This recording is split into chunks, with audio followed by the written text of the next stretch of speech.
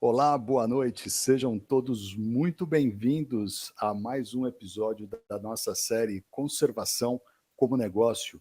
Hoje, especialmente quinta-feira, e muito significativo e simbólico conversar com o professor Braulio Dias nesse Dia da Terra. Então, inicialmente, um salve e um feliz Dia da Terra a todos nós. O tema de hoje é a convenção, desculpa, sobre diversidade biológica e a conservação em terras privadas. Eu quero inicialmente agradecer o público presente, o nosso convidado, o professor Braulio, que atendeu prontamente o nosso convite, o Pedro Lobão, o Luciano Souza, que estão aí nos bastidores, e a nossa amiga Cristiane Roversen, sem quem nada disso teria acontecido. Cris, muito obrigado, e um obrigado especial a todas as mulheres da conservação, em nome da nossa amiga Cris. Eu queria dizer inicialmente que a série Conservação como Negócio é uma iniciativa da Jataí Capital e Conservação, que é uma rede multidisciplinar de profissionais que oferece soluções inteligentes para a geração de valor a partir de ativos ambientais em áreas privadas. Aqui no canal, nosso compromisso é compartilhar informações de qualidade a custo zero sobre como gerar recursos para manter áreas verdes privadas. Então, antes de iniciar, eu quero lembrar você para se inscrever no canal, ativar o sininho das notificações e deixar um like aí no vídeo, deixar também o seu comentário e usar o chat para dizer de onde você está nos assistindo, fazer perguntas, sugerir temas para as próximas lives e convidar você também, que é proprietário de uma área verde, a se inscrever em nosso banco de áreas verdes, acessando conservaçãocomonegócio.com. Lá tem um tutorial e está tudo bem explicadinho. Eu queria iniciar fazendo a apresentação do nosso convidado, o professor Braulio Ferreira de Souza Dias, que possui graduação em Ciências Biológicas pela Universidade de Brasília, em 1975, onde atua como professor adjunto desde 1982, inicialmente no Departamento de Engenharia Florestal e depois no Departamento de Ecologia, e doutorado em Zoologia pela University of Edinburgh, a Universidade de Edimburgo, em 1981. O professor Braulio foi pesquisador da Reserva Ecológica do IBGE, em Brasília, entre 78 e 2011, tem desenvolvido pesquisas sobre biodiversidade e ecologia do bioma cerrado, estabeleceu e coordenou um grande projeto experimental de ecologia do fogo no Cerrado, coordenou a Iniciativa Global de Polinizadores e a Iniciativa Brasileira de Polinizadores. Professor, esse tema dos polinizadores e das abelhas é um universo que eu tenho um carinho enorme e eu fico muito feliz em saber que o professor é um super especialista também nesse tema. O professor coordenou propostas de criação de unidades de conservação no bioma cerrado, incluindo o Parque Nacional Grande Sertão Veredas, e atua na interface entre ciência e políticas públicas de conservação da biodiversidade. Isso que tem sido tão necessário, e dois universos que, infelizmente, acabam ficando um pouco distantes nos últimos tempos. Né? O professor ocupou vários cargos no Ministério do Meio Ambiente, tendo sido diretor de pesquisa do Instituto Brasileiro, do IBAMA, né? Instituto Brasileiro do Meio Ambiente e Recursos Naturais Renováveis, diretor de Conservação da Biodiversidade, secretário nacional de Biodiversidade e Florestas, participou das delegações brasileiras de negociação no âmbito da Convenção sobre Diversidade Biológica entre 91 e 2011 e foi secretário executivo da CDB, da Organização das Nações Unidas, entre fevereiro de 2012 e fevereiro de 2017, quer dizer, 5 anos, né, secretariando essa convenção, e coordenou também a criação do FUNBIO, o Fundo Brasileiro para a Biodiversidade, lá em 1996. Atualmente, o professor Braulio é presidente do Conselho Global da BirdLife International, membro do Comitê Consultivo da Aliança da Bioversity International e do Centro Internacional de Agricultura Tropical, membro também do Comitê Consultivo do Programa Global de Pesquisa sobre Sustentabilidade Future Earth, membro do Conselho Externo de Sustentabilidade da Bayer e membro do conselho de várias organizações conservacionistas brasileiras, o Instituto Life em Curitiba, SEB Brasil em São Paulo, Fundação Biodiversitas em Belo Horizonte, Fundação Amazônia Sustentável Manaus e a Fundação Pró Natureza, Funatura, da qual é membro fundador e seu atual presidente. O professor recebeu do Ministério do Meio Ambiente em 2018 o Prêmio Nacional de Biodiversidade, e dentre tantos atributos, eu gosto disso e eu escolho o termo professor, porque eu acho que ele tem ação, ele significa que existe na última live a gente acabou com o termo da prosperança, né, que é a esperança com proatividade, e o termo professor, para mim, ele abrange de uma forma magnificente toda essa sua expertise, principalmente pelo fato de compartilhar. E é isso que a gente vai fazer aqui hoje. Então, professor Braulio, seja muito bem-vindo e boa noite. Boa noite, Flávio. Agradeço o convite para participar do seu programa e parabenizo a todos por esse Dia da Terra, né? Então, é muito relevante que estejamos discutindo esses temas de conservação em terras privadas durante o Dia da Terra e no dia em que foi o primeiro dia da cúpula de clima em Washington, hoje, né? Então, tudo muito relevante. Bacana, pois é, e a gente vai comentar, vamos falar disso também, né? Aqui no canal, professor, basicamente a gente tem um foco dentro desse grande e diverso, biodiverso mundo da conservação, a gente tem um foco que é olhar para a conservação em terras privadas, né? O Brasil tem uma normativa muito interessante que possibilita as RPPNs, mas além das RPPNs, existe um contingente muito grande de proprietários de reservas legais e APPs, e mesmo os excedentes dessas áreas, né? E para a gente entender um pouco qual é a provocação, a gente traz a situação de que quando o público protege um parque nacional, as áreas protegidas públicas, é um custo que o público tem, mas é um benefício que toda a coletividade desfruta, serviços ecossistêmicos providos por aquelas áreas e tal.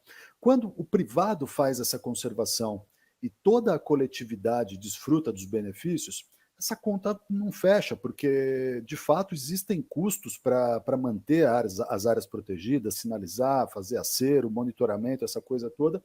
E aí, para a gente começar, eu queria entender se o professor pudesse trazer para a gente, até para a gente nivelar conceitos. Primeiro, falar um pouco sobre a Convenção de Diversidade Biológica, o que é, né, a CDB, qual é a importância e qual vem sendo, historicamente, a participação do Brasil, tendo em vista que essa conservação em terras privadas colabora com o cumprimento de algumas metas, né? E aí eu gostaria de ouvir e mais para frente a gente avançar um pouco nesse tema. Professor, a palavra está com o senhor. Pois não. Então, existe uma preocupação crescente em relação ao meio ambiente, né, em todo o mundo, por causa do crescimento da população humana, crescimento do consumo, crescimento do desenvolvimento industrial, da agricultura, mineração. Então, isso tudo tem levado a um aumento nas pressões sobre o meio ambiente, sobre a natureza, né? E o resultado disso tem sido a redução da extensão de florestas no mundo inteiro, né? Nós já perdemos cerca de metade de todas as florestas no mundo, perdemos mais de 90% das áreas úmidas no mundo, né? Perdemos a maioria dos campos naturais em todo o mundo, e temos uma lista crescente de espécies ameaçadas de extinção, né? As chamadas listas vermelhas. Então, isso tudo tem acendido uma luz vermelha em todos os países, e o resultado disso foi a adoção da Convenção da ONU sobre Diversidade Biológica, que aconteceu durante a famosa Conferência da ONU sobre Meio Ambiente e Desenvolvimento no Rio de Janeiro, em 1992. Foi uma das chamadas três convenções do Rio. Tem a Convenção de Biodiversidade, a Convenção do Clima e a Convenção de Combate à Desertificação, né? Então, todas elas nasceram desse esforço da ONU, né? E a ONU foi criada em 1945, logo depois da Segunda Guerra Mundial, e a principal missão da ONU é promover a cooperação entre os países para resolver problemas de interesse comum, de interesse global. E a conservação da natureza, a questão da mudança climática são dois bons exemplos de problemas de caráter global, e a ONU tem, então, promovido uma série de esforços para ampliar a cooperação entre os países,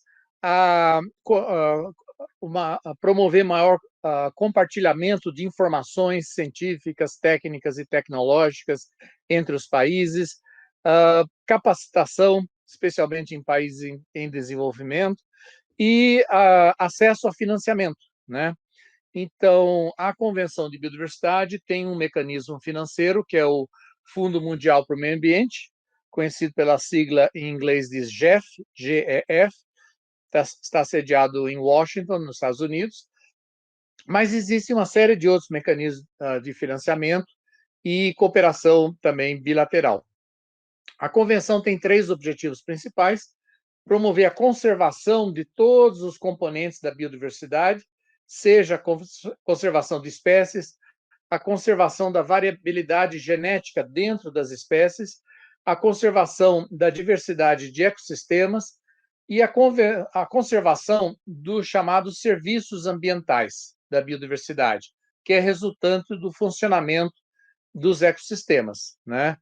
E a convenção, ao longo dos anos, hoje a convenção é quase universal, apenas os Estados Unidos e o Vaticano não são membros formais da convenção, mas os Estados Unidos é um parceiro importante e ajuda na implementação da convenção.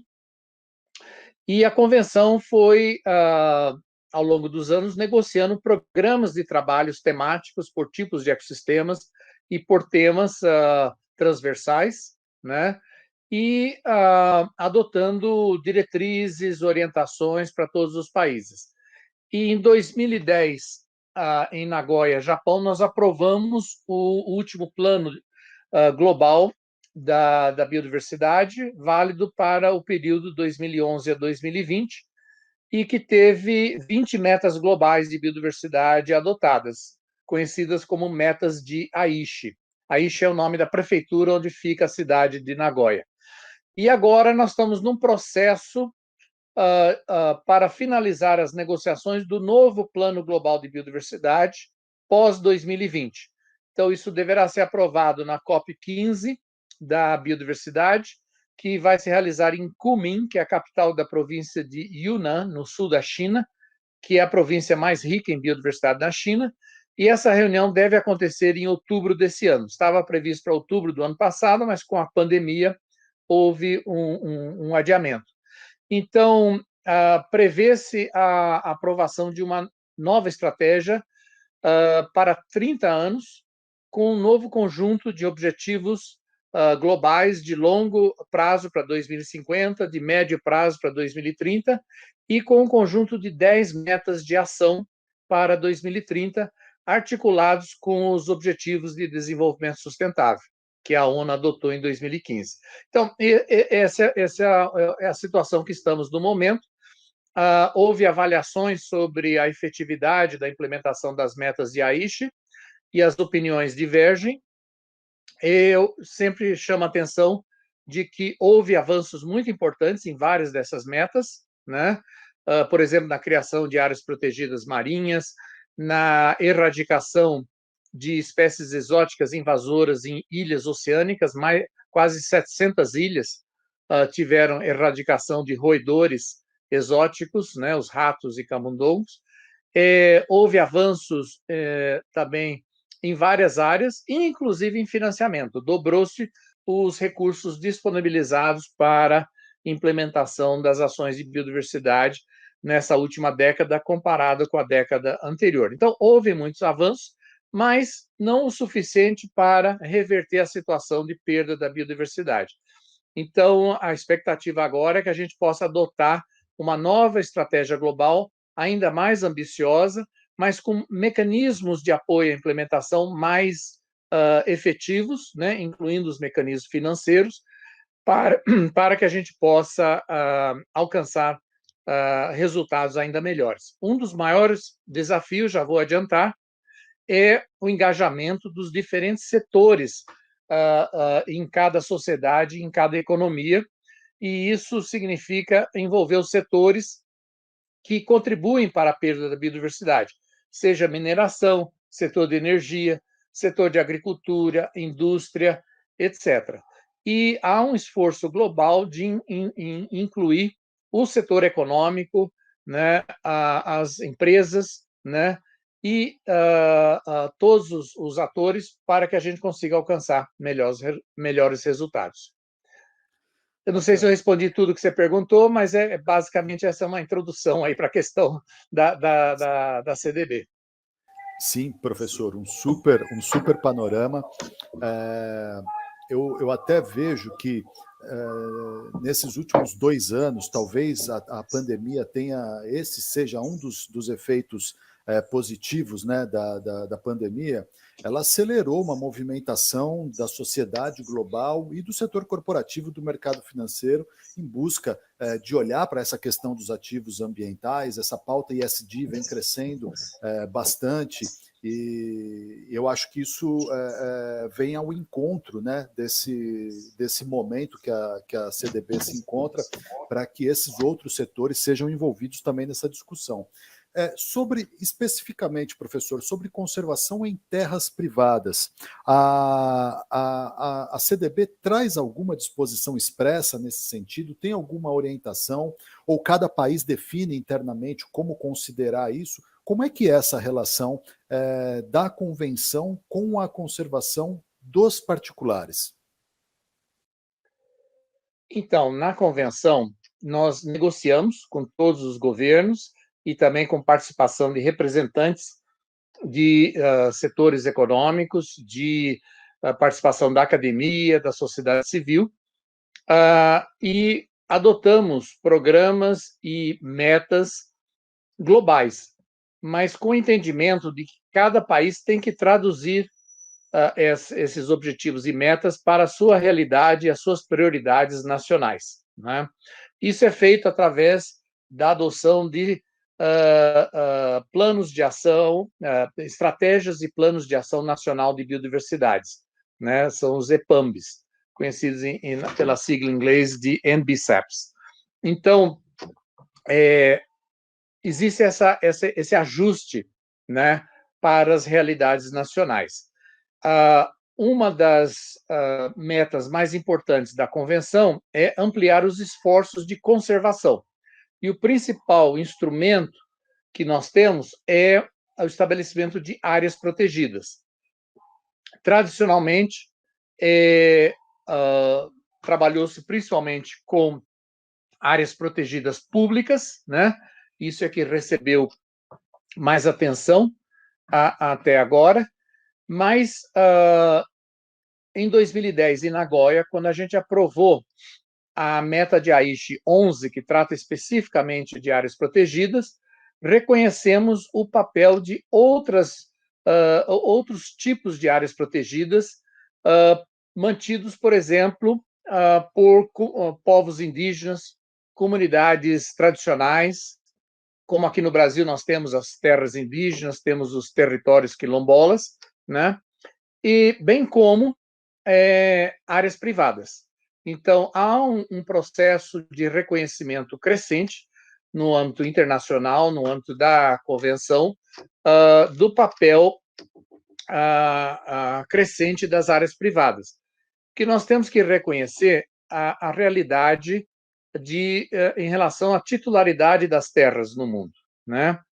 E aqui no Brasil, resumindo, basicamente metade do Brasil é composto por terras privadas e metade é composto por terras públicas. A maior parte dessas terras públicas estão na Amazônia e a maior parte das terras privadas estão nos outros biomas do país, né? Cerrado, Caatinga, Mata Atlântica, Pantanal e Pampa.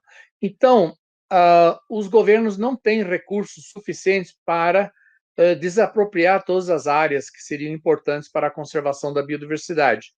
Então, uma opção crescente em todos os países é explorar parcerias com o setor privado, com os proprietários de terra, para incentivá-los a destinar parte das suas terras para o objetivo de conservação da biodiversidade.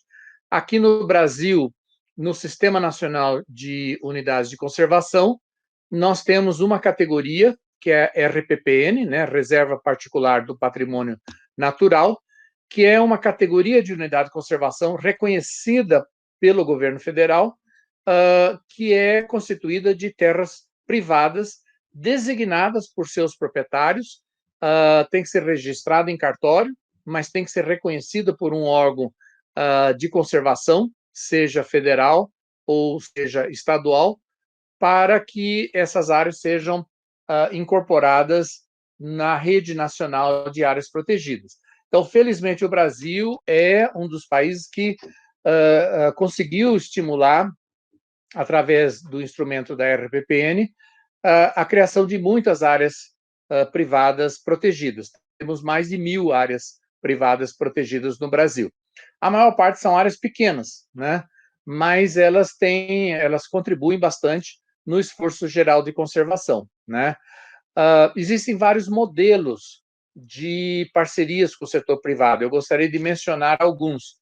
Por exemplo, na América do Norte, Estados Unidos e Canadá, existe uma comunidade muito grande de caçadores, né? E esses caçadores têm muito interesse em visitar a natureza, né? Contemplar a natureza e, eventualmente, de caçar, né? Mas eles só podem caçar se alguém protege essas áreas. Então, já tem uma iniciativa nos Estados Unidos e Canadá há muitas décadas de estímulo a proprietários privados que têm áreas úmidas, lagoas, rios, né, que ajudam na conservação de aves aquáticas, os patos, marrecos, etc., que são objetos dessa caça. Desde que a caça seja regulamentada e se estabeleçam cotas, né, de quanto que as pessoas podem caçar, e desde que essa caça seja uma caça conservacionista, em que o caçador só caça aquilo que ele necessita, né, para comer, etc., então isso é reconhecido como um esforço de conservação, né? Então, graças a isso, nós temos centenas, milhares de propriedades rurais nos Estados Unidos e Canadá que destinam parte das suas terras para a proteção de aves aquáticas, em especial, e elas ganham renda vendendo o acesso a essas áreas para os caçadores. Então, é assim que funciona esse esquema. No sul do Brasil, no Pampa, nós temos uma iniciativa muito interessante chamada, pelo nome espanhol de Aliança del Pastizal, quer dizer, Aliança dos Pastiçais, dos campos, das áreas de pastejo. É uma iniciativa do Brasil, Uruguai e Argentina, que tem áreas de campos naturais do bioma Pampa.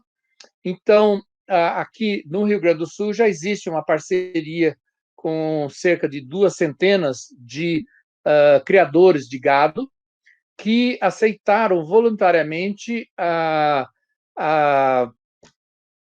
designar parte das suas fazendas como áreas de conservação. E, com isso, eles conseguem fazer uma gestão de produção de carne aliada à conservação do meio ambiente. E, com isso, eles recebem um certificado, uma certificação de que a carne que eles produzem é mais sustentável. Então, essa carne hoje já é comercializada em Porto Alegre e na cidade de São Paulo, e isso tem um potencial grande, né, no futuro. Por exemplo, a gente está vendo pressão, por exemplo, dos mercados consumidores europeus e norte-americanos preocupados com desmatamento e queimadas no Brasil. Então, eles estão pressionando muito o setor agropecuário brasileiro para adotar práticas mais sustentáveis. E o ônus fica com o vendedor da carne. Ele tem que demonstrar que aquela sua carne tem uma origem sustentável. Então, participar de projetos desse tipo, como eu exemplifiquei dessa Aliança dos Pastizais, pode ser uma das opções que os pecuaristas no Brasil, que produzem em regiões que têm campos naturais, como é o caso do Pampa, mas também é o caso do Pantanal, e é também o caso de algumas regiões do Cerrado, como no Vale do Araguaia, ou mesmo na Caatinga, para eles poderem demonstrar para os seus mercados de exportação que a carne que se produz aqui no Brasil é sustentável e contribui para a conservação. Então, existem iniciativas desse tipo, inclusive tem iniciativas semelhantes, por exemplo, a essa da Aliança do Pastizal, na Austrália. Então, são modelos que estão surgindo e que podem ser mais adotados aqui no Brasil. Excelente, professor. Muito bacana esse exemplo. Eu vou confessar que eu particularmente não conhecia essa aliança dos pastizais aqui nos Pampas, mas a gente vê a crescente demanda e a necessidade de aproximação dos setores produtivo, né, da produção de alimentos, principalmente com a questão dos ativos ambientais e como é que a gente certifica. Depois eu vou até pesquisar um pouco melhor para conhecer esse exemplo com mais vivacidade.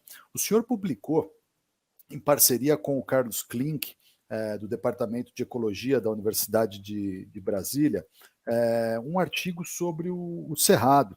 E a gente vai replicar esses artigos, a gente vai divulgar esses artigos no grupo Conservação como Negócio do Facebook. Então, você que está nos ouvindo, se tiver interesse em conhecer a íntegra desses artigos, por gentileza, entra lá no Facebook em Conservação como Negócio, que a gente vai disponibilizar nos próximos dias. E ali o senhor dá conta de que no bioma cerrado, né, tem a rede privada, né, só as áreas particulares, elas estão acima de 55 milhões de hectares, quer dizer, praticamente mais de um quarto do bioma cerrado, ou uma área equivalente à França, quer dizer, é muito território, né? Esse artigo fala ainda que dessa necessidade, dessa busca de incorporação pelos ativos ambientais, e que isso pode se tornar realmente um carro-chefe, né, para o Brasil, porque o Brasil, além de um grande produtor de alimentos, o Brasil ele é um país que tem uma riqueza de biodiversidade, uma riqueza de ativos ambientais extraordinária, né? Nesse cenário, professor, qual a sua opinião sobre as possibilidades de inovação tecnológica que viabilizem o estabelecimento de uma quantificação, por exemplo, de ativos ambientais em áreas privadas, com transparência, rastreabilidade, de modo a fazer com que esses ativos ambientais, que de uma certa forma são invisíveis, né, hoje aos olhos do mercado, tornem-se visíveis.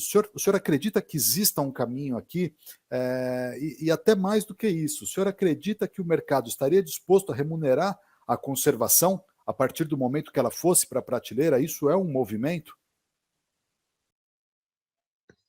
Eu acho que isso é uma tendência, Flávia, mas claro que existem dificuldades que têm que ser superadas, né? Nós precisamos melhorar a informação que temos sobre esses ativos ambientais, né? Então, o Brasil é campeão no uso de sensoriamento remoto, né, para monitorar a sua vegetação e os biomas. Então, né, nesse nível de imagem de satélite, nós temos boas informações. Mas é preciso informações sobre o valor econômico desta biodiversidade e dos seus serviços ecossistêmicos, ou como chamamos mais frequentemente no Brasil, serviços ambientais. Deixa eu exemplificar. Há 2 anos atrás foi publicado um relatório nacional avaliando o valor da polinização para a agricultura brasileira. Então, fez-se uma grande revisão da literatura, e o Brasil tem, nas últimas 2 décadas, publicado muitos artigos científicos sobre polinização. Nós temos uma rede nacional de especialistas na relação planta-polinizador, que é muito ativa, e, com base nesse levantamento de literatura, chegou-se a uma estimativa de que o valor anual da polinização para a renda do produtor agrícola é estimada em 43 bilhões de reais ao ano. Isso é dinheiro, né? E então esse é uma subestimativa, porque na verdade para algumas culturas agrícolas ainda não temos pesquisa especializada sobre polinização. Então, certamente, nos próximos anos, esse valor tende a aumentar. E esse valor também é uma subestimativa, porque, na verdade, muitas das áreas de lavoura no Brasil não têm mais acesso a polinizadores, porque as matas foram derrubadas, os campos naturais foram queimados, né? Então, isso tudo tem reduzido as populações de polinizadores. Então, existem estudos mostrando de que a maior parte das culturas agrícolas, não só no Brasil, mas no mundo, tem um déficit de polinização, né? E que se fossem adotadas práticas de conservação de paisagem ao redor das áreas agrícolas e fossem adotadas práticas de manejo da lavoura que representassem menor risco para os polinizadores, aí uma das questões importantes é o uso excessivo de agrotóxicos, né? Então, estima-se que seria possível aumentar, em média, em 1/3 a produção agrícola, sem aumentar a área cultivada, né? Só melhorando o serviço da polinização. E isso é apenas um dos serviços ambientais. Outro serviço ambiental muito importante é o chamado controle biológico natural. Então, isso é o trabalho de aves insetívoras, morcegos insetívoros, vespas, besouros, como as joaninhas e uma série de outros animais que são predadores de pragas agrícolas. Então, tem vários estudos mostrando a importância desse outro serviço ambiental. Não existe ainda, infelizmente, um resumo do valor global ou nacional desse serviço, mas certamente é muito alto, muito alto. Então, a sociedade e os produtores agrícolas tendem a desvalorizar a importância desses serviços, porque eles não têm acesso a esses dados, né? Então, há um potencial muito grande aí dos próprios agricultores serem os primeiros a se beneficiarem, né, dessa biodiversidade. Então, muitos produtores rurais reclamam de que a exigência do Código Florestal, né, em relação à proteção da vegetação ao longo dos rios, nascentes, etc., as chamadas APPs, e também a manutenção de reservas legais, isso é um ônus para eles.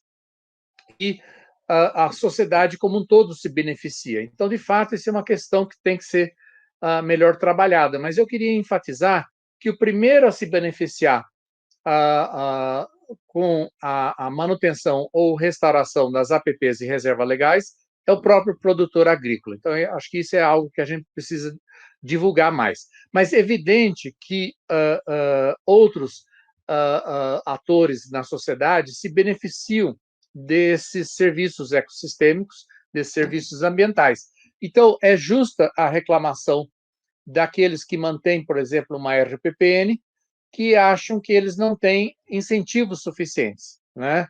E a legislação isenta os proprietários rurais que criam uma RPPN e isenta do pagamento do ITR, né? Mas o ITR é uma taxa muito baixa, então a isenção do pagamento dessa taxa não chega a ser um grande incentivo. Então, essa é uma questão que merece ser melhor discutida no Brasil e, eventualmente, aprovada no Congresso Nacional, né, para estabelecer mecanismos de incentivos econômicos para a conservação da biodiversidade. Em janeiro, agora, o Congresso, depois de mais de 10 anos de discussão, aprovou a Lei da Política Nacional de Pagamento por Serviços Ambientais, né? Então, isso é uma ótima notícia.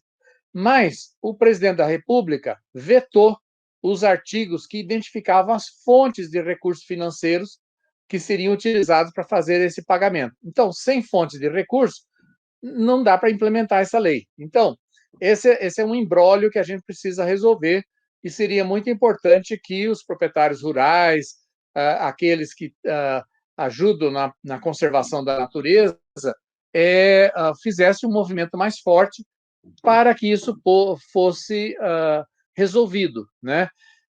O Código Florestal foi reformado em 2012 e agora se chama Lei da Proteção da Vegetação Nativa, para deixar claro que não são só as florestas, mas todo tipo de vegetação merece ser protegida. E essa lei tem um capítulo 10 que trata especificamente de incentivos econômicos para a conservação, para a restauração e para uso sustentável. Só que essa lei ficou só na autorização do executivo de criar ou ampliar esses mecanismos de incentivo econômico. Então, entendeu-se que o legislativo não poderia criar esses instrumentos sem uma concordância do governo, porque o dinheiro viria do executivo. Então, está faltando, passaram-se já 8 anos, e, infelizmente, não se aproveitou até agora para criar ou expandir o uso de incentivos econômicos para quem conserva e para quem restaura o meio ambiente no Brasil. Então, a lei já permite isso, né? Falta um trabalho mais forte junto a todos os atores da sociedade para pressionar o governo no sentido de regulamentar essa lei e criar ou expandir incentivos. Nós já temos alguns incentivos, né? Eu mencionei a isenção do ITR no caso das RPPNs, mas é um incentivo pequeno. Existe a nível estadual o chamado ICMS ecológico, acho que muitos conhecem, né? Então, é uma lei que os estados que arrecadam o ICMS, que é o Imposto de Comercialização de Produtos e Serviços, eles têm que devolver uma parte, acho que é 25%, para os municípios, onde essas vendas aconteceram. No passado, os municípios com maior atividade econômica recebiam mais, bastante razoável. Só que, há 30 anos atrás, a partir do Paraná, aprovou-se uma modificação na lei estadual, dizendo que um certo percentual, acho que é 5%, do que tem que ser repassado, devolvido pelo Estado para os municípios, seria feito observando-se uma regra nova, que seria a quantidade de área protegida que existe em cada município. Então, isso criou um grande incentivo para estabelecimento de áreas públicas e privadas de conservação no estado do Paraná, e muitos prefeitos que eram contrários à criação de áreas protegidas, as chamadas unidades de conservação, passaram a estimular isso, porque eles viram que o município seria premiado, ele receberia mais recursos de impostos. Hoje, já mais de metade dos estados brasileiros tem legislação desse tipo, né? Então, esse é um exemplo. Mas existem outros mecanismos que podem ser estabelecidos. Por exemplo, as agências de água em alguns estados do Brasil, em São Paulo, Minas, por exemplo, já implementaram um princípio que foi aprovado na Rio 92, que é o chamado princípio do poluidor pagador. Então, quem polui é quem deve pagar mais pelo dano que acontece em função daquela poluição.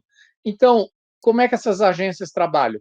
Elas oferecem um desconto no custo da água para os grandes consumidores se as indústrias devolverem uma água de melhor qualidade. Então, o preço que a indústria paga nesses estados pela água que elas consomem depende da qualidade da água que elas devolvem para os rios. Então, isso é um incentivo para boas práticas sustentáveis. Nós poderíamos aplicar esse princípio do poluidor pagador para os proprietários rurais, por exemplo. Então, quem conserva melhor a vegetação ribeirinha e protege melhor a qualidade das águas dos rios, poderia estar recebendo um incentivo, né? Então, existem várias possibilidades aí que deveriam ser melhor exploradas no Brasil em relação às possibilidades de incentivo econômico. É perfeito, professor. Inclusive porque, ao criar uma RPPN, o particular desonera o poder público, né? Já que o poder público não precisa fazer a regularização fundiária, não precisa fazer o plano de manejo e não precisa carregar o piano da gestão, né? Porque a instituição de uma unidade de conservação é o menos custoso. O negócio é o dia a dia, manter uma área protegida, né? E aqui no Brasil, a gente tem realmente a lei do PSA, fizemos uma live sobre esse tema, fizemos uma live recentemente sobre as cotas de reserva ambiental que poderiam criar um mercado fenomenal para todo o país. A questão do ICMS ecológico nós ainda não tratamos aqui, mas também é um outro mecanismo de incentivo premiado internacionalmente, né, que funciona em alguns estados, nem todos, mas de todos os estados que funciona, somente em 2 estados, basicamente Paraná e Rio de Janeiro, é que em alguns municípios esse recurso chega na ponta para os proprietários de RPPN.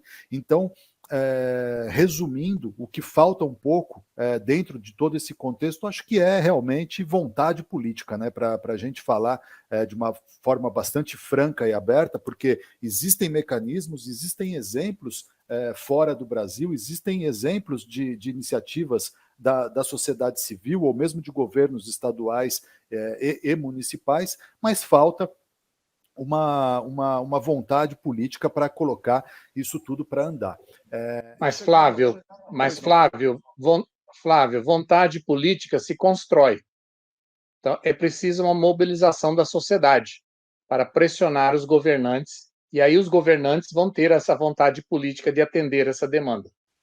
Sim, é o atendimento por pressão, né? Na verdade, e faz todo sentido, e deve ser assim. Na ocasião de 2015, 2016, quando eu estava na vice-presidência da Confederação Nacional de RPPNs, ao lado do Laércio, que era presidente, o Laércio da Repans, lá do Mato Grosso do Sul, a gente ia para o Congresso Nacional dialogar sobre o projeto de lei de RPPNs, essa coisa toda, e a gente via como é que funcionava o advocacy, né, o lobby bem organizado das bancadas do setor industrial, do setor do agro, e a gente não tinha condições financeiras, materiais, de acompanhar, de competir com aquilo. Então, realmente, falta organização. Agora, o senhor imagina um país como o Brasil, com a quantidade de imóveis rurais que tem, a gente ter 1.600, 1.700 RPPNs, de um lado é um número expressivo, mas de outro lado é uma vergonha. O Brasil poderia ter um número muito maior, mas muito maior de RPPNs. Nós temos cerca de 5,5 milhões de propriedades rurais no Brasil. Para 1.700, nem 2.000 RPPNs, é um número bastante singelo. E para o governo, seria mais barato estimular e incentivar com um apoio financeiro. Aqui no estado de São Paulo, a gente construiu um programa de pagamento por serviços ambientais específico para RPPNs. Né? Ela remunera em R$ 200 por mês, em média, em contratos de 5 anos. O governo do estado de São Paulo está indo para o 3º edital. Então, assim, é mais barato. E o governo não consegue fazer uma coisa que as RPPNs fazem, que é gestão no varejo. O senhor trouxe isso, que geralmente as RPPNs são áreas um pouco menores, mas de uma importância fundamental para a conservação da biodiversidade, para a formação de corredores ecológicos e de stepping stones, e o governo não conseguiria fazer o que os RPPnistas fazem, né? Com uma efetividade de conservação muito maior pelo fato de ter mais pessoas dedicadas a cuidar daquelas áreas. Não é só mais barato, mas é mais eficiente, como você fala. Infelizmente, a tradição de políticas públicas no Brasil e no resto do mundo é de políticas públicas que a gente chama de comando e controle. Quer dizer, você define em lei o que pode e o que não pode ser feito, e aí você bota a fiscalização no campo para multar as pessoas. E isso nunca tem uma efetividade muito grande, né? Então, o que está acontecendo no mundo inteiro, e já começou no Brasil, em algumas áreas, é complementar para iniciativas de comando e controle, que tem que ter, com iniciativas de incentivo econômico, né? Porque, havendo incentivo econômico, e desde que esse incentivo econômico possa ser bem monitorado, fiscalizado, isso é muito mais eficiente e muito mais barato para o país, né? Então, esse é o caminho, né? Agora, tem que se tomar cuidado. Eu me lembro, quando eu era estudante, houve políticas do Ministério da Agricultura para estimular a compra de fertilizantes, né, para melhorar a produção agrícola, e a comprovação disso se fazia mediante a apresentação dos sacos vazios de fertilizante. O brasileiro é muito criativo, então criou-se uma indústria de produção de sacos vazios que nunca foram utilizados, né, de fertilizantes, só para apresentar para o governo, para tentar enganar o governo de que eles estavam comprando fertilizante. Então, é preciso ter mecanismos de verificação. Pois é, até tem duas perguntas aqui sobre caça, né? O senhor trouxe o exemplo dos Estados Unidos e tem uma questão cultural que é fundamental quando a gente olha para cases e para exemplos de outros países, a gente precisa considerar essas coisas também, né? A Simone Jardim, ela pergunta aqui se uma lei federal com incentivos e quais seriam esses incentivos aos proprietários seria eficaz contra a caça ilegal fartamente praticada no Brasil. Quer dizer, a caça do java-porco aqui na Serra da Mantiqueira, que é autorizada, já gera uma série de polêmicas, né? Porque você autoriza as pessoas a entrarem na mata para caçar. E qual que é o nível de a condição que o nosso poder público tem, vamos falar a verdade, de fazer a fiscalização e fazer uma boa gestão do que poderia ser uma atividade, né? Sem entrar no juízo de valor da caça, se somos a favor ou contra, olhando para a situação. A Eliana Martinez pergunta: caça esportiva seria uma prática conservacionista? Aí ela completa, né? Nos dias atuais, muito polêmico aqui no Brasil, com essa questão de armamento e essa história toda. Qual o seu olhar sobre essa situação, professor? Então, esse é um tema controverso no mundo inteiro e depende muito dos valores culturais em cada país. Então, tem países em que a população tem uma tradição de caça e defende fortemente o direito da caça, mas onde existe também regulamentação dessa caça, para assegurar que a caça tenha limites, né? E para assegurar que a caça também contribua para a conservação. E existem alguns bons exemplos no mundo, né?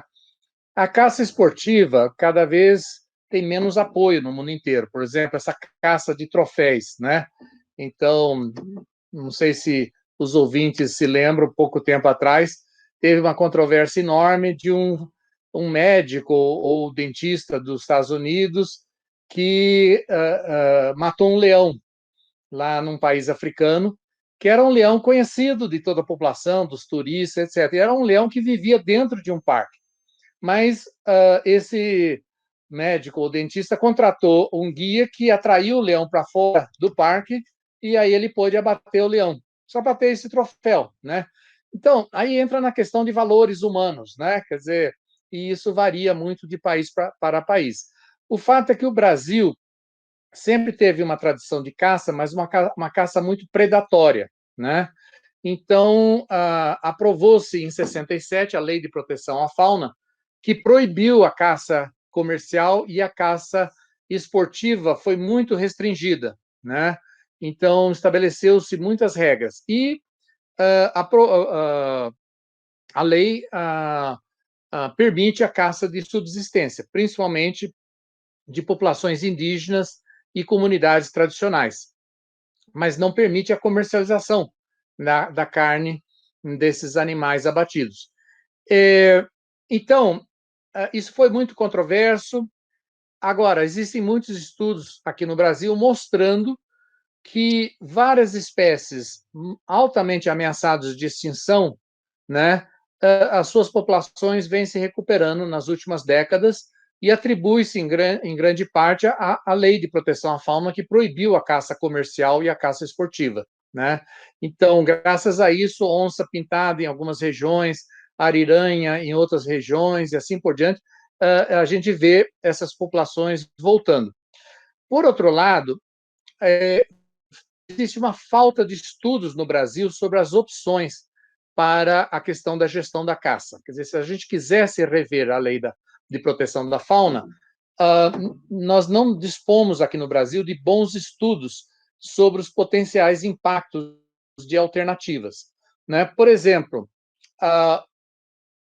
antigamente, quando a caça comercial e esportiva era permitida no país inteiro, muitos proprietários rurais ganhavam renda alugando as suas terras para caçadores, que iam caçar perdizes, codornas, marrecos, etc.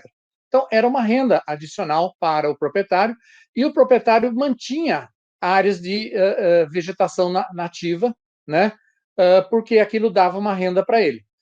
Com a proibição dessa caça comercial e a caça esportiva em grande escala no Brasil, o que aconteceu com muitas dessas fazendas?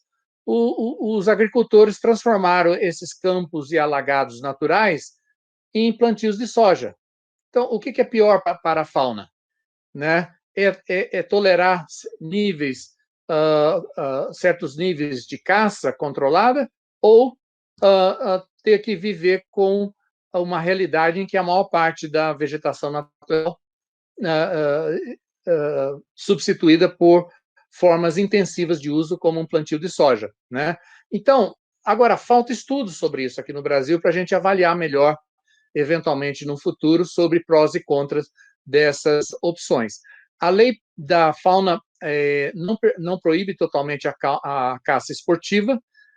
O Rio Grande do Sul foi o único estado que regulamentou isso, e durante muitos anos praticou-se caça esportiva com a venda de licenças anuais e usando essa renda da venda dessas taxas para financiar pesquisas sobre a população desses animais que eram caçados, para determinar qual é o nível máximo de caça que poderia existir em cada região do estado.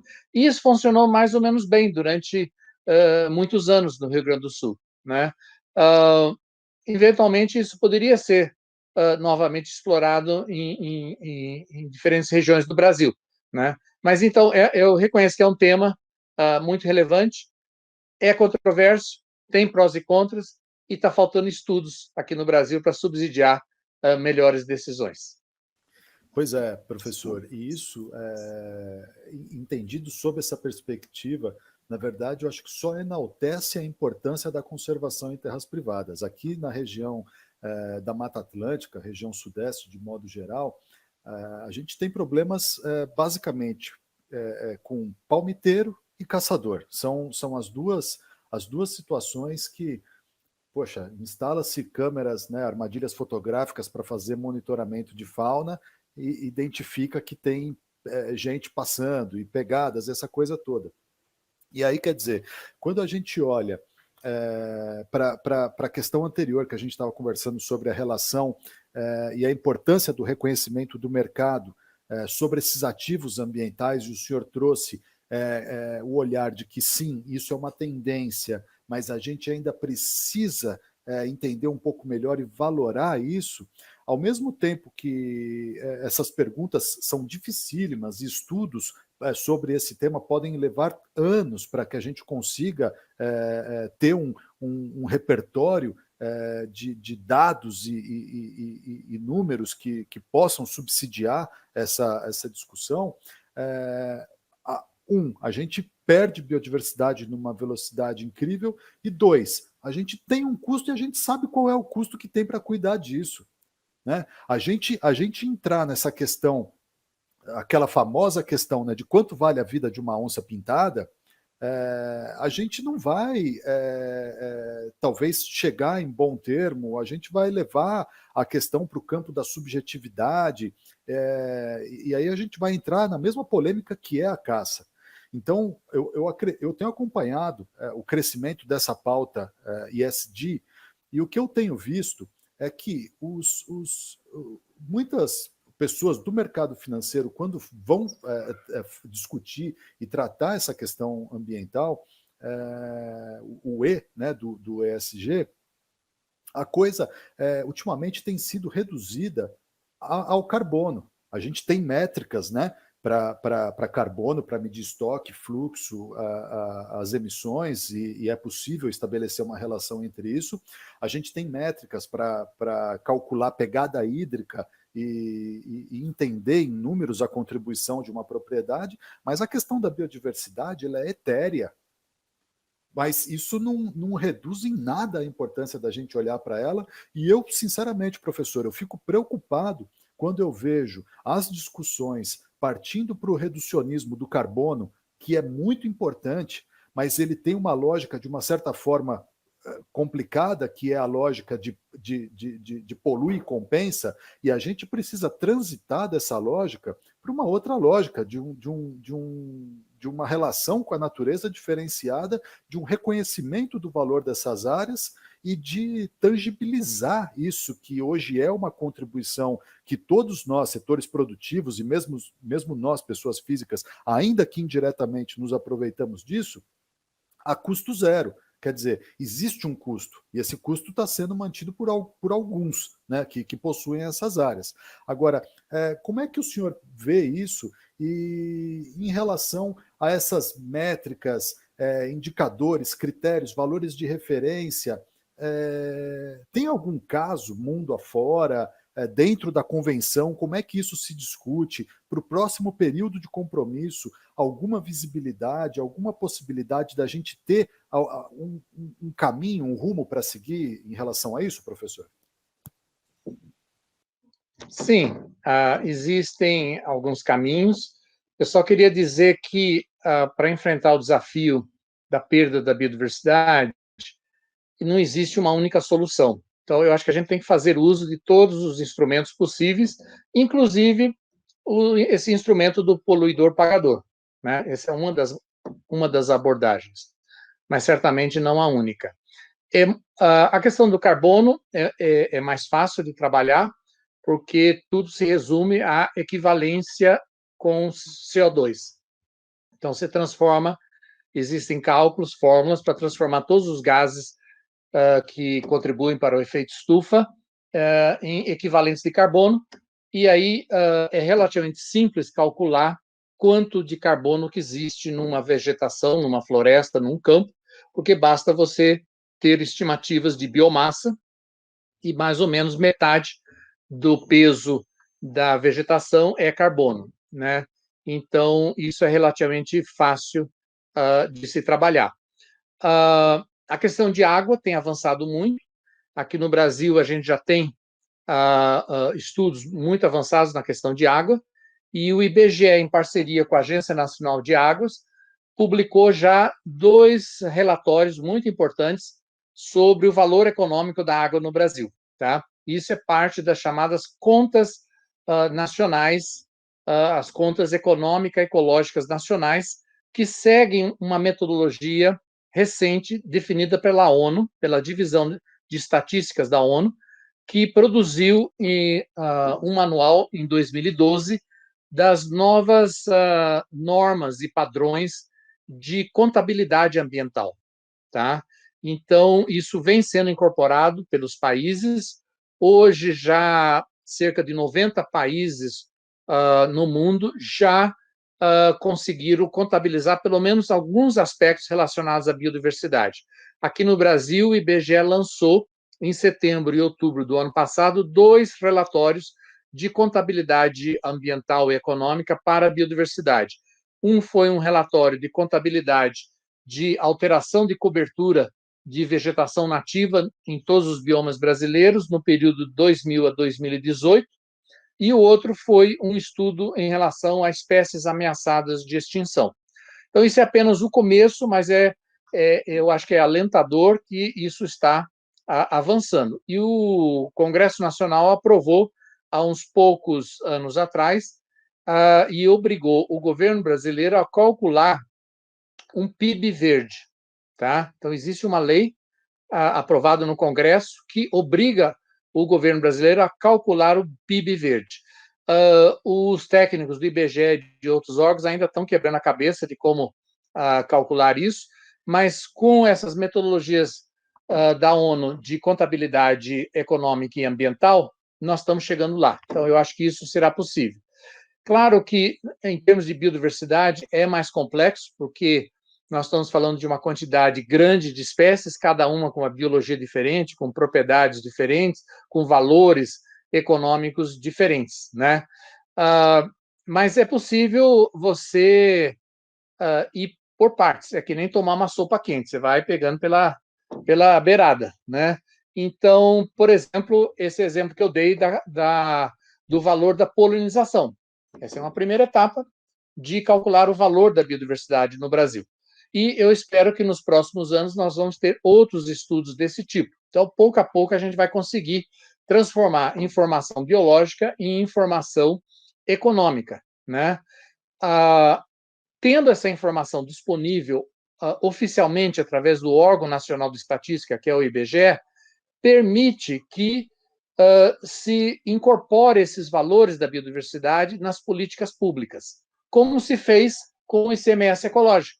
Quer dizer, a partir da constatação de que a gente tinha informação de qual era a quantidade de área protegida em cada município no Brasil, né? Então foi possível estabelecer uma política pública premiando aqueles municípios que tinham mais área protegida, né? Então, por exemplo, nós temos o Cadastro Nacional de Áreas Protegidas, Unidades de Conservação no Brasil, que é atualizado continuamente. Então, esse dado está disponível. Agora, quanto que vale uma unidade de conservação? Porque isso necessitaria estimar o valor de todos os componentes da biodiversidade nesses ecossistemas. Então, nós ainda não estamos lá, mas eu acho que essa é a tendência futura. Nós vamos caminhar e nós não podemos esperar ter o valor de 100% de todos os componentes da biodiversidade aqui no Brasil para começar a agir. Então, basta começar a ter informações para alguns componentes da biodiversidade, com esse exemplo do polinizador. Mas eu queria amarrar com uma pergunta sua anterior, um comentário seu, relacionado com caça e conservação. Eu queria lembrar aos ouvintes que alguns dos programas de conservação mais bem-sucedidos no Brasil partiram de uma parceria entre governo e setor privado. Tá? Então, por exemplo, o programa TAMAR, que é de proteção das tartarugas marinhas no Brasil. Né? Todos já devem ter visto documentários sobre o programa TAMAR. Como é que eles fizeram? Eles saíram mapeando todas as praias usadas para desova pelas tartarugas marinhas, são 5 ou 6 espécies aqui no Brasil. E aí o que eles fizeram? Eles procuraram conhecer as comunidades locais que utilizavam-se das tartarugas, que pescavam tartarugas ou que comiam e vendiam os ovos de tartaruga. Eles identificaram essas pessoas, aí o que eles fizeram? Eles contrataram esses pescadores. Esses pescadores passaram a ser conservacionistas, pagos por ONGs que recebiam e recebem recursos de órgãos públicos e de empresas. Por exemplo, a Petrobras é uma das maiores financiadoras do programa TAMAR. Então, você transformou alguém que destruía a natureza, né? Você transformou essa pessoa, porque ela conhece aqueles componentes da natureza, você transformou essas pessoas em conservacionistas. Então, esse é um caminho, quer dizer, não é só questão de botar comando e controle, fiscalização, multar e botar as pessoas na cadeia, né? Mas é fazer parcerias em que os diferentes indivíduos que se relacionam com a natureza tenham benefício. Exatamente, envolver as pessoas, né, com geração de valor e criação de valores humanos, né? O Instituto Ecofuturo, do nosso amigo Paulo Grock, que estava aí nos assistindo, fez isso muito bem, e o exemplo do projeto Tamar aplica-se aos caçadores e aos palmiteiros perfeitamente bem. São as pessoas que conhecem a mata, muitas vezes melhor que os proprietários, porque eles andam por aquilo tudo. O caçador, ele se comunica com os animais, ele tem um assovio, ele sabe onde. Enfim, seriam ótimos guias, inclusive, para observação. Legal, Grock, bacana que você está aí ainda.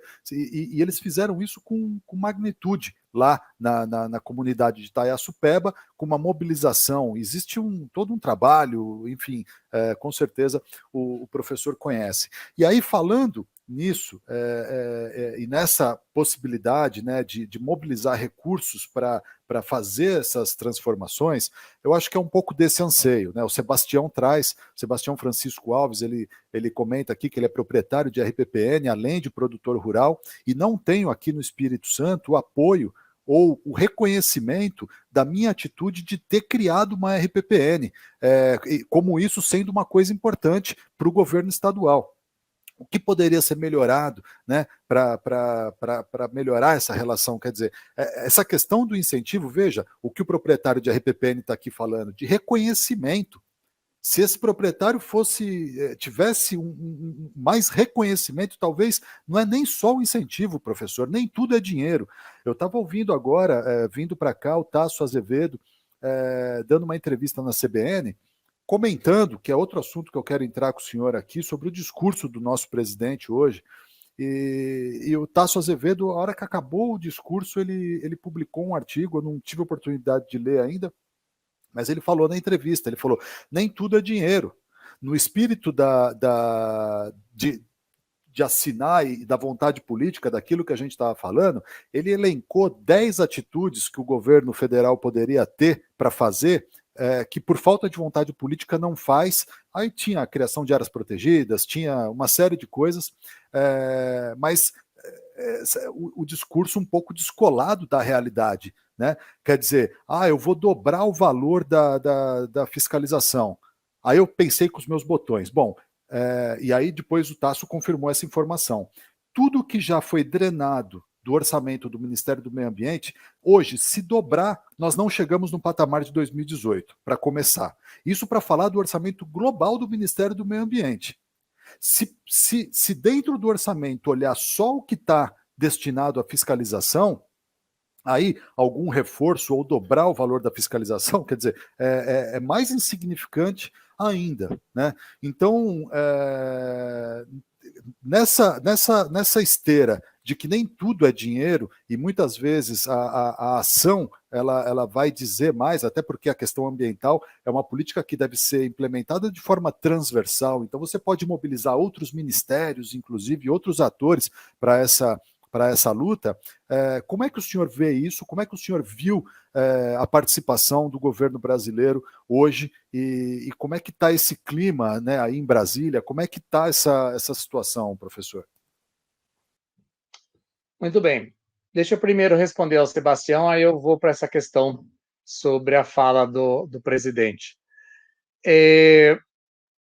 Sebastião, eu concordo com você e há necessidade de ampliar as parcerias entre governo, sociedade civil, proprietários de terra. Em parte, isso se faz com incentivos econômicos, e isso é um aspecto importante. Mas não é o único aspecto. Eu gostaria de mencionar um outro programa de conservação muito bem sucedido no Brasil, que é o Programa de Conservação do Mico-Leão Dourado, no Rio de Janeiro. E descobriu-se que, bom, foram criadas 2 reservas biológicas pelo governo federal, mas insuficientes para proteger um tamanho grande o suficiente de população de mico-leões para garantir a sobrevivência dessa espécie a longo prazo. Fizeram um levantamento populacional do mico-leão em todas as áreas de fragmentos florestais nas florestas baixas do estado do Rio de Janeiro. E descobriram que existiam muitas pequenas populações em fragmentos florestais em propriedades privadas. Aí fizeram um trabalho grande de comunicação com esses proprietários privados e ampliaram, criaram várias formas de participação desses proprietários. Então, a primeira coisa que a gente viu foi uma mudança de atitude. Os proprietários nem sabiam que existia mico-leão na sua propriedade, passaram a se orgulhar por saber que existem mico-leões na sua propriedade, passaram a se orgulhar de estar contribuindo para salvar uma espécie que é altamente ameaçada de extinção e passaram a se identificar com a iniciativa de conservação, né? E isso também criou oportunidades de ecoturismo, né? E então é toda uma questão de atitudes, né? Que são muito importantes. O Espírito Santo, toda a metade norte do Espírito Santo tem sofrido muito com secas cada vez mais intensas e prolongadas. E a gente sabe que existe uma relação direta entre conservação da floresta e a disponibilidade de água, né? Então, o Estado do Espírito Santo, o governo estadual, está cada vez mais preocupado com essa questão de oferta de água, especialmente para a região metropolitana de Vitória e Vila Velha. Então, o governo do estado já recebeu recursos do Fundo Mundial para o Meio Ambiente para desenvolver iniciativas de conservação, de restauração de florestas e que pudessem contribuir para melhorar a oferta de água no Espírito Santo. Então, eu acho que essa é uma experiência que tende a crescer no Brasil. A gente já tem vários exemplos. O famoso fotógrafo Sebastião Salgado, conseguiu restaurar a fazenda que era do pai dele, lá em Aimorés, no nordeste de Minas Gerais, que estava, quando ele recebeu essa fazenda, completamente desmatada. O rio já não corria água, né? Não se escutava o canto de pássaros, etc. Hoje é uma floresta. Quer dizer, ele conseguiu, em menos de 20 anos, né, replantar essa floresta, a água voltou no rio, a fauna voltou, né? Então, é possível isso, né? Agora, voltando à questão do evento hoje, da cúpula de clima, né, promovida pelo governo Biden e a participação do nosso presidente. O discurso estava bastante pertinente, no geral, né? De fato, o Brasil é um país que tem grandes ativos ambientais, é um país que tem uma matriz energética bastante limpa comparado com a maioria dos países, né? E ele reafirmou alguns compromissos que o Brasil já tinha em relação à Convenção de Clima, ao Acordo de Paris. Ele só fez um pequeno acréscimo, propondo antecipar a meta do país ser carbono neutro de 2060 para 2050. Mas, obviamente, que ele não estará aqui para implementar esse compromisso, né? O que ele deixou de falar é reconhecer que, infelizmente, nesse governo, nunca se desmatou e queimou tanto quanto nesses últimos 10 anos, né? Então, infelizmente, nesse governo, nós estamos dilapidando esse patrimônio natural.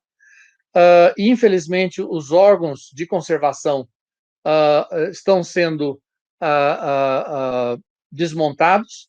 O orçamento, como você mencionou, né, do Ministério do Meio Ambiente, do ICMBio, do IBAMA e Jardim Botânico do Rio, caiu barbaramente, né? Você mencionou que o Tasso Azevedo chamou atenção para isso, e, de fato, quer dizer, não dá para convencer os outros de que aquele discurso é sério se internamente as ações que você toma são no sentido contrário.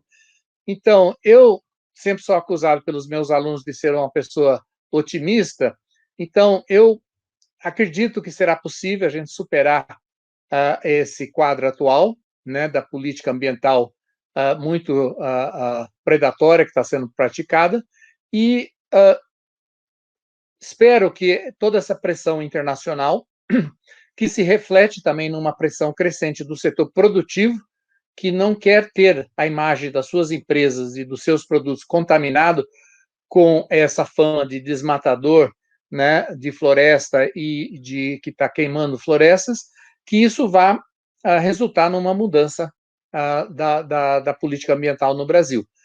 Destaca-se que não é só o governo federal que está promovendo esse desmonte. Vários estados no Brasil, os governos estaduais, infelizmente, também estão promovendo um desmonte das suas instituições de conservação do meio ambiente, de pesquisa, né? Então, isso a gente tem essa necessidade de reverter essa tendência dessas políticas em todo o Brasil, não só no nível federal, mas no nível estadual também. Bacana, professor. E a próxima vez que o senhor for acusado de ser otimista, lembre-se que o senhor não está sozinho. Eu tenho um filho de 1 ano e eu tenho certeza que o trabalho que a gente está fazendo hoje vai possibilitar que ele chegue na nossa idade num lugar diferente. Então, eu acho que é isso. Temos que ser incansáveis e dentro desse cenário de desmonte e de dificuldade por parte do poder público, dificuldade de orçamento, dificuldade de entendimento, de distanciamento da ciência e essa coisa toda, eu acho que a iniciativa da sociedade civil que conserva, ela acaba ganhando uma importância ainda maior. Quer dizer, eu bati um papo com o ex-embaixador da Costa Rica na última live, ele falando sobre como começou o programa de PSA na Costa Rica, que começou com um projeto, e era um projeto de uma ONG, foi uma iniciativa da sociedade civil que acabou se avolumando, ganhando corpo, e virou o famoso caso lá da Costa Rica, etc. Tal. Então, eu acredito nisso, eu acredito que se a gente avançar, se a gente usar tecnologia, se a gente trouxer essa questão dos ativos ambientais, ainda que a gente não tenha a resposta 100% de toda a valoração, essa coisa toda, eu acho que é uma provocação importante que a gente traz isso para o mercado. E se a gente encontrar empresários que consigam enxergar um pouco além e adotem isso, e saiam na frente em relação a isso, eu acho que a gente começa a abrir um caminho fazendo. E aí vamos ter que trocar o pneu andando. A gente troca o pneu andando, mas a gente sai do lugar. Eu acho que isso é muito importante. Professor, o Pedro Lobão traz uma questão sobre as espécies exóticas como uma das principais causas de perda de biodiversidade no mundo, né? E ele fala que o governo ainda patina, né, em relação a medidas de controle, não só federal, né, nas várias instâncias, medidas de controle e erradicação. Ressaltando essa insuficiência de apoio à conservação em terras privadas, quais são as ações que o senhor vislumbra para equacionamento desse cenário, né? Quer dizer, isso é um problema realmente sério para as nativas, né, professor? Como é que o senhor vê isso? Com certeza, esse é um problema que cresce no mundo inteiro. Aqui no Brasil temos vários exemplos, o mexilhão dourado, né? O caramujo gigante africano e tantos outros, né? Em 2005, eu estava no Ministério do Meio Ambiente, coordenar uma iniciativa para fazer um primeiro inventário nacional de espécies exóticas invasoras. E disso resultou vários livros e publicações, então a gente estabeleceu, digamos, uma linha de base para saber qual era o tamanho do problema no Brasil, né? A partir daí, nós fizemos discussões no âmbito da Comissão Nacional de Biodiversidade, que infelizmente foi extinta pelo atual governo, e essa comissão propôs a criação de uma estratégia nacional de prevenção, combate e erradicação de espécies exóticas invasoras. Isso foi aprovado através de uma resolução da Conabio, e mais recentemente, acho que em 2018, foi aprovado uma atualização dessa estratégia nacional. Então, nós temos o inventário e temos a estratégia nacional. Falta mais recursos para a gente ampliar as ações. Existem alguns projetos pontuais de combate a espécies exóticas invasoras, né, como, por exemplo, em relação ao mexilhão dourado, né? Mas esse é um assunto que ainda não recebeu a atenção devida, né? E a gente espera. Nós temos agora um projeto financiado pelo GEF, pelo Fundo Mundial para o Meio Ambiente, chamado Proespécies. É o GEF Proespécie. É um projeto que recebeu cerca de 15 milhões de dólares, então é bastante grana, ainda mais com a desvalorização do real. Esse é um projeto que está no âmbito do Ministério do Meio Ambiente, mas cuja coordenação executiva foi repassada para a WWF. O que foi bom, porque, infelizmente, atualmente o MMA não está muito eficiente na gestão dos seus projetos. Esse projeto inclui um componente de prevenção de espécies exóticas invasoras. Então, a ideia é estabelecer novas políticas que possam, de fato, reduzir o risco de introdução de novas espécies invasoras no Brasil. Existem exemplos de introdução de espécies exóticas feita sem nenhum controle, sem nenhum estudo prévio, porque aqui no Brasil nós temos legislação que define que é proibido importar espécies exóticas sem estudo prévio de risco ambiental e sem autorização de um órgão ambiental. Então, por exemplo, alguns agricultores, produtores de algodão na região de Campinas, em São Paulo, há mais de 10 anos, em passeio pelo Peru, roubaram alguns cartuchos de sementes e fibra de algodão, porque o Peru é famoso no mundo inteiro por ter uma variedade de algodão de fibras mais longas, é chamado pima. As camisas de melhor qualidade são fabricadas, por exemplo, com esse algodão. Então, eles, sem nenhum controle, botaram na mala esse algodão, trouxeram para São Paulo e começaram a plantar. Só que, junto, eles trouxeram a pior praga do algodão, que é um besouro chamado bicudo, que ele tem um focinho longo, é um tipo de caruncho, e esse besouro fez um estrago monumental na agricultura brasileira. Então, inviabilizou, por exemplo, o plantio de algodão em muitas regiões do país, né? Então, essas espécies exóticas invasoras oferecem riscos de impactos ambientais e econômicos. Então, é um assunto que merece muito mais atenção. Então, esse projeto Proespécies está fazendo uma série de estudos e discussões com vários setores do governo para estabelecer novas políticas e legislação para melhorar a prevenção de introdução de espécies exóticas invasoras. E eu lembro que nós temos uma meta de Aichi, que é a meta 9, que os países se comprometeram a ampliar os esforços de controle de espécies exóticas invasoras. E um dos resultados fantásticos é que mamíferos exóticos que foram introduzidos acidentalmente em ilhas oceânicas, principalmente roedores, mas também porcos, cabras, etc., foram a principal causa de extinção de mais de 400 espécies de animais e plantas que eram endêmicos, que só ocorriam em algumas ilhas oceânicas. Então, a boa notícia é que nessa última década conseguiu-se erradicar essas espécies exóticas de mamíferos em quase 700 ilhas oceânicas. Então, esse é um resultado fantástico. Claro que existem muito mais ilhas oceânicas no mundo. Aqui no Brasil, a ilha de Trindade, né, que é uma ilha que fica a mais de 1.000 quilômetros de distância do litoral do Espírito Santo. Lá foram os ingleses, no século XVIII, introduziram cabras, porcos e uma série de outros animais, e também, acidentalmente, introduziram roedores. E esses animais praticamente destruíram toda a antiga floresta que existia na ilha de Trindade.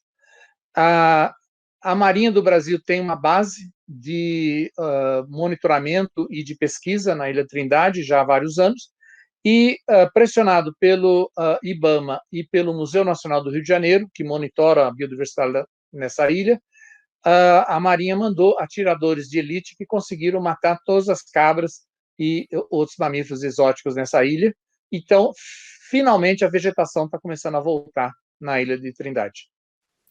Bacana, interessante, professor. Uma curiosidade, né? Atiradores de elite para fazer controle de exóticas. Mas o senhor trouxe um ponto importante e eu queria trazer isso aqui, né? Tem um artigo da sua autoria, né, intitulado Biodiversidade, uma propriedade única do planeta Terra. Esse artigo também vamos compartilhar lá no nosso grupo do Facebook, o qual convido todos vocês aí a se inscreverem. E aí consta uma informação naquele artigo que me chamou a atenção, professor. Ali fala, né, do GEF, né, que é o Fundo Mundial para o Meio Ambiente, justamente o mecanismo financeiro da Convenção sobre Diversidade Biológica, que ele já apoiou mais de 1.300 projetos em biodiversidade em 155 países, com recursos superiores a 5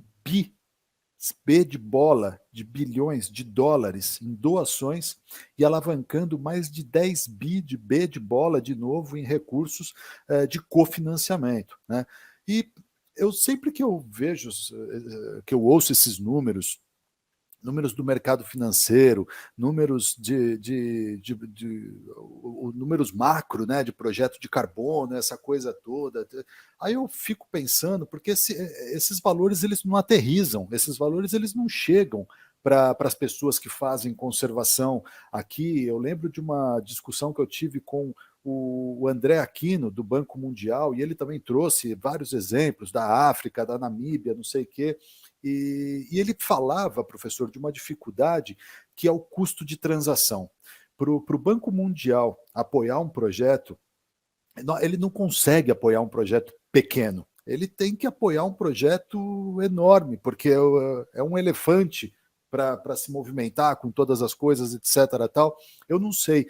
O Jeff tem um Jeff de áreas privadas rolando aqui no Brasil, mas eu queria entender, professor, a possibilidade da gente acessar esses recursos, mas no varejo mesmo. Como é que o pequeno, o RPPnista que está nos assistindo, consegue ter acesso a esses recursos?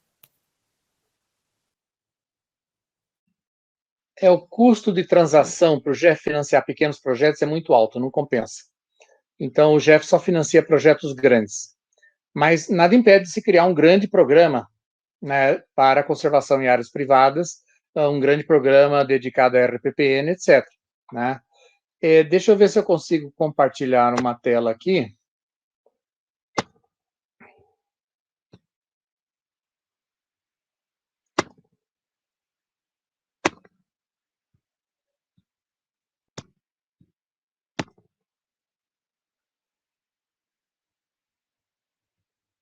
Só um minutinho.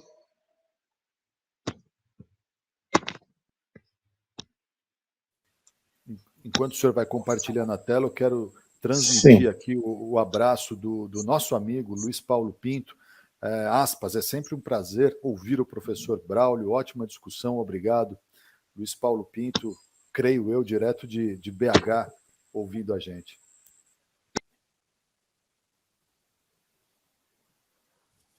Bom, pessoal, eu acho que no intento de compartilhar a tela, o professor Braulio acabou caindo aqui da live. Vamos esperar uns minutinhos para ver se ele consegue voltar. E eu vou trazer aqui a pergunta, como eu prometi, que é justamente essa questão de custo de transação. Esses recursos existem por parte do Banco Mundial, por parte do Fundo Mundial do Meio Ambiente, o próprio Fundo Amazônia, gerido pelo BNDES, que nesse momento passa por uma situação atípica, né, de congelamento, de paralisação. Isso era pouco divulgado, mas até 20% dos recursos do Fundo Amazônia eles eram disponíveis para projetos e ações em outros biomas. Então, quer dizer, apesar de ser o Fundo Amazônia, existia essa possibilidade também.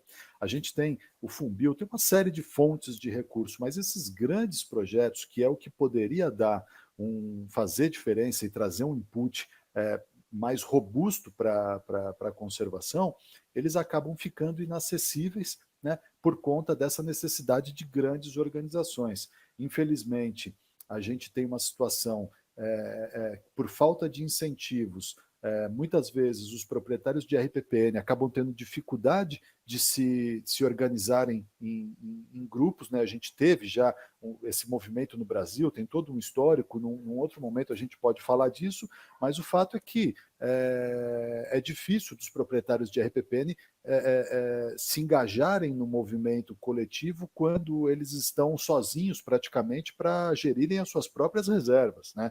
E aí não acontece essa união, não acontecendo a união, não é possível fazer a pressão política que o professor Braulio colocou, não é possível pensar num projeto grande, estruturante, para apresentar para um GEF, para um Banco Mundial. Então, eu acho que a gente precisa pensar em caminhos para perpassar essas soluções, pensar na estruturação de redes, pensar em parcerias e aproximação com entidades que tenham musculatura para assumir a gestão de um projeto perante o Banco Mundial, a gestão de um projeto perante o GEF, que não é uma coisa simples em termos documentais, em termos de prestação de contas, essa coisa toda.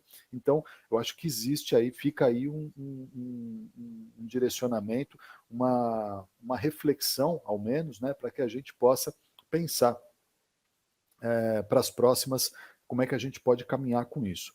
Bom, estamos esperando aqui o professor Braulio ver se ele consegue voltar e pelo adiantar da hora, Ieda, eu estou falando bem próximo do microfone. Hoje realmente a gente teve esse problema técnico aqui e eu peço desculpa a todos vocês. Usei o microfone o dia inteiro, fiz reuniões, etc. E chegou na hora da live, a Lady Murphy, né, falou mais alto e a gente acabou ficando comprometido aqui com a qualidade do Oi. áudio. Vamos resolver isso. Voltei. Sem querer eu saí do programa. Sem problema, professor. Eu tentei mostrar uma tabela para vocês com os valores dos projetos GEFs aprovados para o Brasil. Vocês chegaram a escutar os valores que eu apresentei? Não chegamos a escutar os valores e nem a ver a tabela. Se o senhor quiser falar só os valores, tudo bem. Deixa eu falar os valores, porque eu acho que está difícil de carregar a tabela. Só um minutinho que eu tenho que... Deixa eu tentar de novo aqui.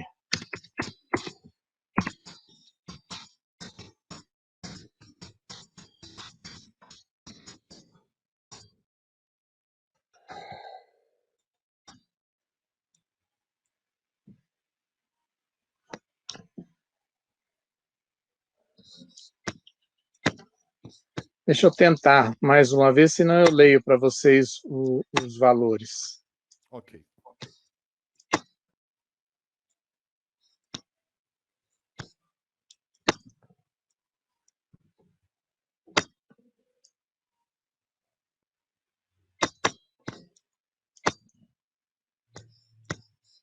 Não, essa aqui é outra tabela.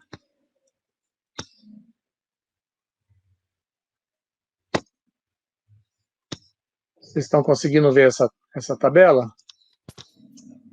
Não, professor, a tela está Não. preta. Deixa eu tentar de novo. Eu abri na minha tela, mas a hora que eu tento compartilhar... Deixa eu tentar de novo. Se for um documento público, professor, o senhor pode me enviar depois, eu disponibilizo para os ouvintes. Tá bem. É um documento público.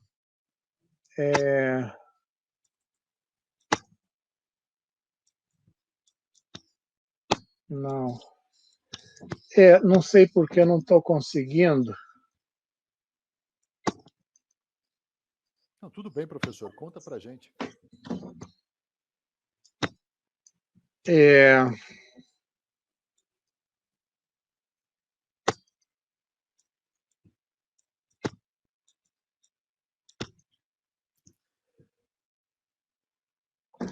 Agora a tela sumiu. Essas tecnologias novas sempre a gente acaba apanhando sempre.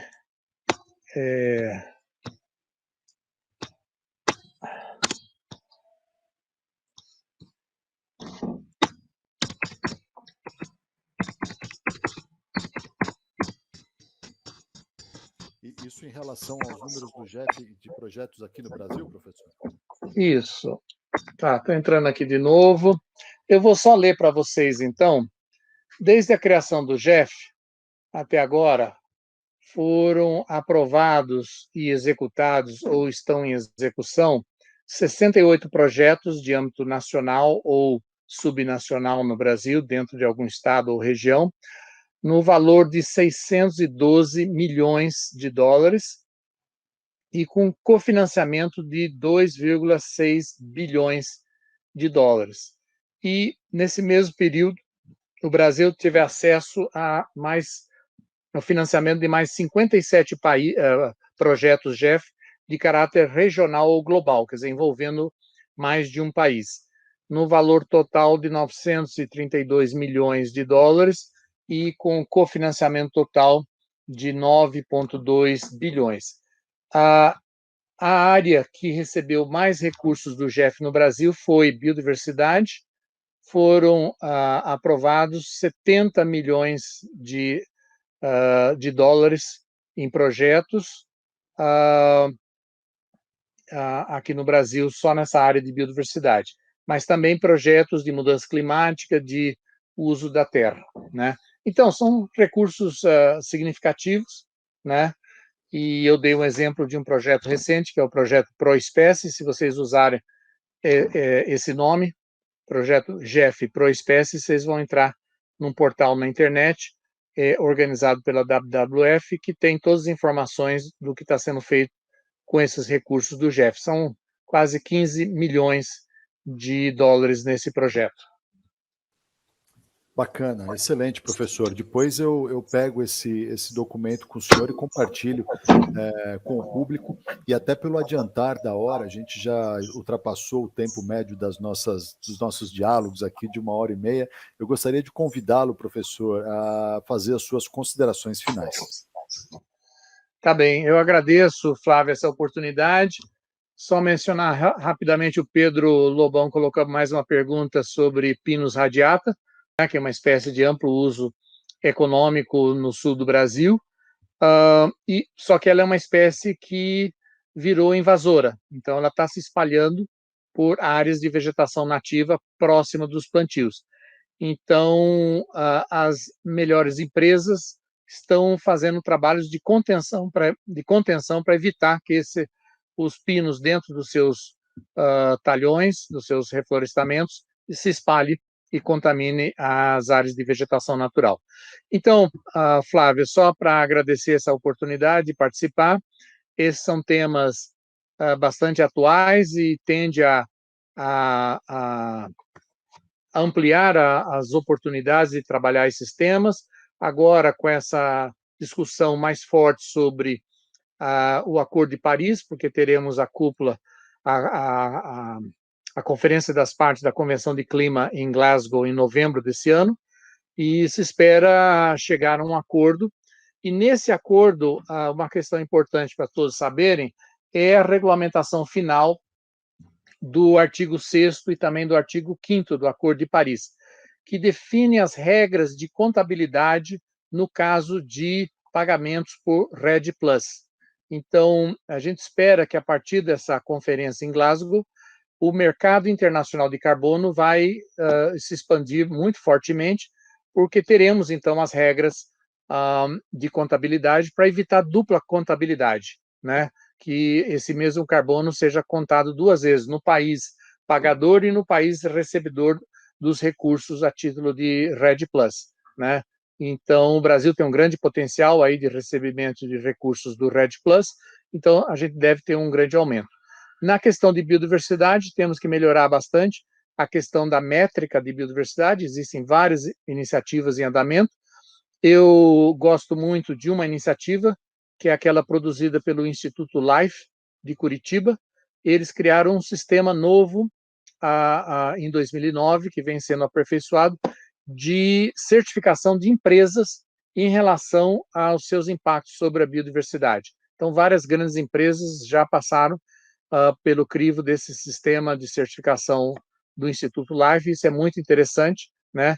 E eu acho que esse é o caminho do futuro, quer dizer, cada vez mais o setor privado será cobrado para demonstrar que os seus produtos, as suas ações, são compatíveis com as regras de ESG, né, que mostram responsabilidades em relação ao meio ambiente, às questões sociais e de governança.